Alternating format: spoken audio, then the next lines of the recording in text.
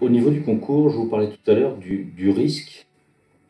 Dans le risque, nous avions auparavant des copies qui étaient manipulées, c'est-à-dire qu'elles étaient toutes regroupées sur Paris. Ensuite, elles étaient réparties manuellement entre les correcteurs qui venaient les chercher dans le centre où nous étions installés, qui repartaient chez eux, corrigeaient les copies chez eux, qui les ramenaient. Toutes ces manipulations étaient sujettes au risque de perte de copie. Voilà. Donc, une fois qu'une copie est numérisée, elle est sauvegardée. Donc, on avait tout intérêt à sécuriser notre processus en allant vers la numérisation. Et puis ensuite, l'outil Viatic qui permet de corriger les copies.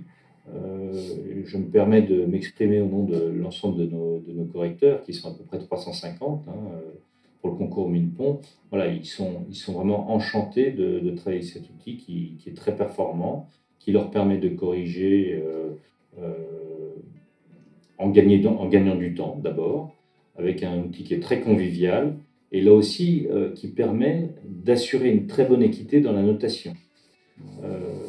Au-delà du barème qui est mis en place, qui est discuté entre les correcteurs par filière et par matière, qui peut être corrigé ou rectifié pendant que se déroule le processus de correction.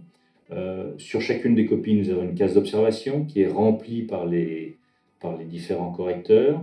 Les correcteurs, une fois qu'ils ont terminé, avant de valider leur copie, la correction de la copie, voient ce que le barème va donner comme note.